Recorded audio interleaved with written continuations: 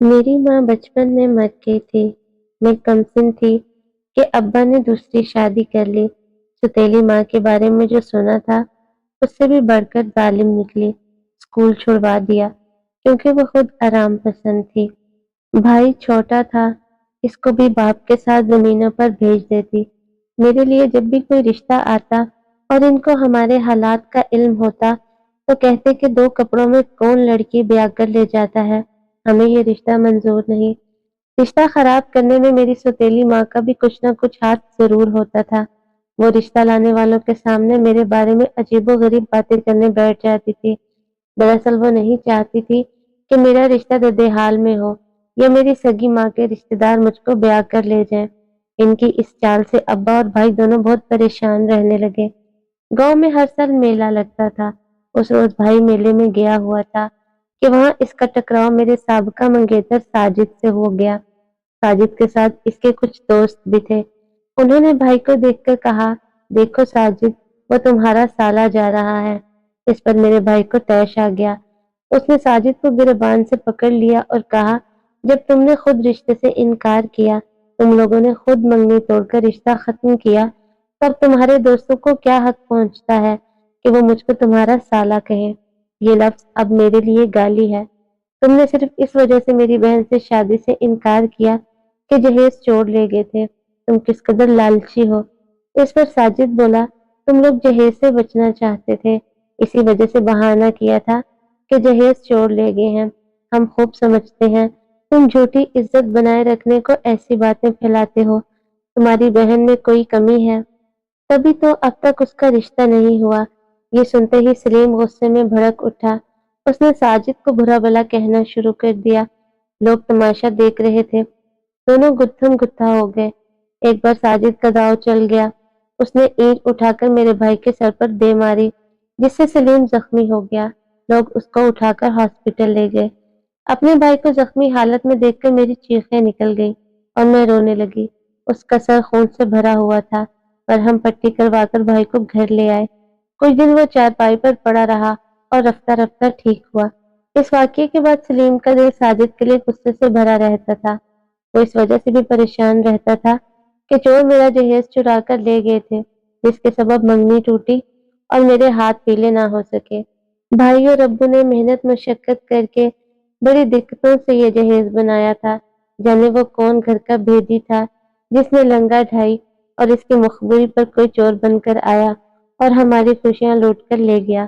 सलीम अब हर वक्त अब्बा से कहता कि मैं दिन रात मेहनत करूंगा और जहेज दोबारा से बनाऊंगा। भाई को परेशान देखकर मैं कहती, भाई जी तुम हरगिज मेरी फिक्र में परेशान ना रहा करो, मैं ऐसे ही जी लूंगी। ये सुनकर वो मेरे सर पर हाथ रख देता, कहता भाई तो बहनों का मान होते हैं, मैं तुम्हारा ये मान पूरा करूंगा, पहले से भी अच्छा जहेज बनाऊंगा। क्या हुआ जो मुझसे 3 साल बड़ी हो, मुझे छोटा भाई ना समझो। मेरी हिम्मत बहुत बड़ी है, मैं खुद को फरोख्त करके भी तुम्हारा जहेज बना दूंगा ताकि तुम्हारी शादी अच्छे घर हो सके। माँ दरअसल मुझको इतना परेशान रखती थी कि मैं घर में बावली सी फिरा करती। सुबह 6 बजे से रात 12 बजे तक वो मुझ पर हुक्म चलाती और 1 मिनट को भी बैठने न देती। एक दिन माँ के दिल में ख्याल आया कि अंडे खूबसूरती दो चंद करते हैं। मुझसे कहा कि मुझे अंडे उबाल कर खाने हैं। खाला के घर से जाकर अंडे ले आ। अगर इसके पास मौजूद ना हो तो किसी और घर से ले आना जहाँ मुर्गियां हैं, लेकिन लाना जरूर और बगैर अंडे लाए घर में दाखिल मत होना। मैं अंडे लेने घर से निकली तो गांव का एक बदमाश मेरे पीछे लग गया। यह गांव का बदमाश तरीन आदमी था जिसको थानेदार की पुश्त पनाही हासिल थी। ये गांव की हर लड़की पर मैली नजर रखता था। इधर कमबख्त अंडे थे कि किसी घर से नहीं मिल रहे थे, इधर जग्गू का माश पीछा कर रहा था। गांव के आखिरी घर में घुसने लगी तो ख्याल आया कि अब तो जग्गू ने मेरा ताकुब खत्म कर दिया होगा, लेकिन वो दीवार की ओट में छुपा हुआ था। शाम सर पर थी और मुझे घर जाने की जल्दी थी, मगर सिर्फ 2 ही अंडे मिल सके थे क्योंकि ये वो मौसम था जब मुर्गियों को अंडों पर बिठाया जाता था ताकि बच्चे निकाल सकें। अक्सर घरों में उन्होंने अपनी मुर्गियां अंडों पर बिठा रखी थी। मैं 2 अंडे पहलू में डालकर जल्दी से उस आखिरी घर से निकली। खबर ना थी कि जग्गू दीवार के पीछे बैठा हुआ है। उसने दौड़कर मुझको पकड़ लिया थानेदार का वो रिश्तेदार था। भला उसको किसका खौफ था? करीबी उसका डेरा था। वो मुझको डेरे पर ले आया। उसने मेरा मुंह अपने मजबूत हाथ से दबा रखा था। डेरे पर मैंने शोर मचा दिया तो मेरा भाई, जो करीबी जिम्मेदार के खेतों में पानी लगा रहा था, दौड़ कर आ गया। उसके हाथ में फावड़ा था। उसने वार करके जग्गू को शदीद जख्मी कर डाला और बाद में उसकी मौत हो गई। भाई सलीम को उम्र कैद हो गई और मेरा बाप इस दुख की ताब न लाते हुए अल्लाह को प्यारा हो गया। मेरी दुनिया अंधेर हो गई और इधर सौतेली माँ को जुल्म ढाने का वसी मौका हाथ आ गया। अब कौन था जो मुझको इसके सितमगर हाथों से बचाता? गांव में बिन कसूर बदनाम हो गई थी और इस बदनामी में मेरी माँ गौहर का ही हाथ था, जो तरह तरह के किस्से मेरे बारे में घर कर गांव वालों को सुनाती। एक दिन तंदूर पर रोटियां लगाते हुए मुझे सख्त प्यास लगी। मैंने घड़े से पानी निकाल कर पिया। इतने में सारी रोटियां जल गई। माँ को रोटी जलने की बू आई। वो दौड़ कर आई। जब देखा कि 4 रोटियां एक साथ जल गई हैं, तो उसने पास पड़ी लकड़ी उठाकर मुझको पीटना शुरू कर दिया। बोली, क्या ये आटा तेरे खसम के घर से आता है, जो इन्हें बेदर्दी से सारी रोटियां जला दी हैं? जा दफा हो जा और शहर में जाकर डूब मर। तू ही गलत थी जो जग्गू ने तुझको उठाया, वरना कौन ऐसे किसी की बेटी को खींचकर डेरे ले जाता है? तेरे कारण मेरा सुहाग और तेरा भाई जान से चले गए।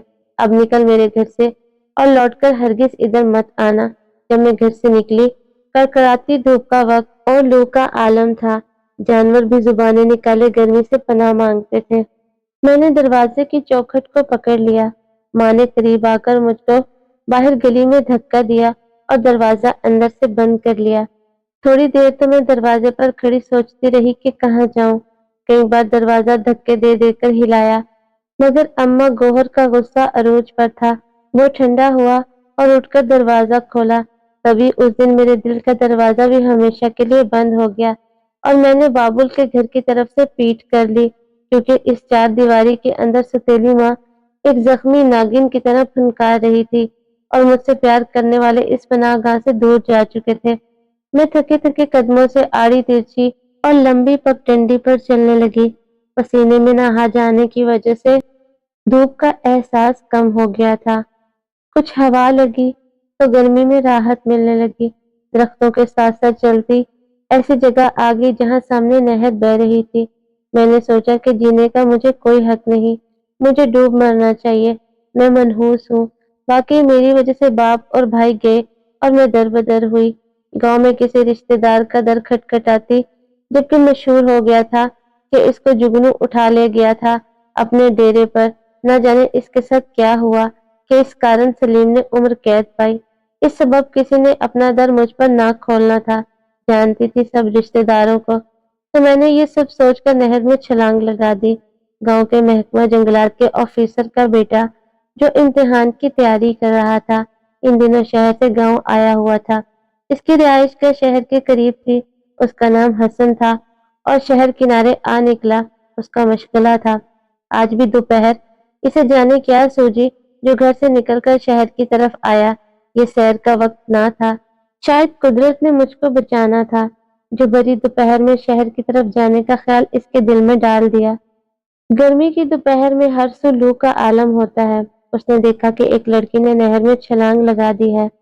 पहली नजर में समझा कि शायद मुझको तैरना आता होगा, वरना ऐसे कौन इतनी बड़ी नहर में छलांग लगाता है। अगले ही लम्हे इसको अंदाजा हो गया कि मुझको तैरना नहीं आता। मुझको डुबकियां लगाते देखकर उसने नहर में छलांग लगा दी। वो बहुत अच्छा तैराक था, मुझको मरने से बचा लिया। अगर हसन अच्छा तैराक ना होता तो मेरा डूब जाना यकीनी था, क्योंकि तैरना तो दूर की बात, मैं तो पानी से भी डरती थी। वो किसी सूरत मुझे किनारे लाया। इतने में उसका ड्राइवर आ गया। इन दोनों ने पहले मेरे पेट से पानी निकाला, फिर मुझको हॉस्पिटल ले आए। उस वक्त मैं बेहोश थी। अपने घर लाकर मुझसे अहवाल पूछा। मैंने साफ साफ सौतेली माँ के हाथों जो मुझ पर बीती थी इनको बता दिया। हसन की माँ शहर में और इसके वालिद नौकरों के साथ यहाँ रहते थे। उन्होंने इसकी माँ को बुलवाया। इस बीबी ने दिल के कानों से मेरी रुदात सुनी। जब मैं अहवाल बता रही थी, हिचकियों से रो भी रही थी, उन्होंने मुझे अपने पास रखने का फैसला कर लिया।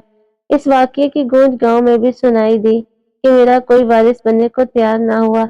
ایک سال تک حسن کی امی کے پاس رہنے کے بعد انہوں نے پرکھ لیا کہ میں ایک اچھی فطرت کی لڑکی ہوں۔ میں نے اس عرصے میں آنٹی کو بہت آرام بھی دیا تھا۔ میری خدمت گزاری نے ان کا دل جیت لیا۔ انہوں نے آپس میں صلاح مشورہ کر کے مجھ کو بہو بنانے کا ارادہ کر لیا اور حسن نے بھی اعتراض نہ کیا۔ یوں بے سہارا لڑکی کو اللہ تعالیٰ نے ایک خوشحال گھرانے کی بہو بنا کر وہ خوشیاں دی جس کا میں تصور بھی نہ کیا تھا۔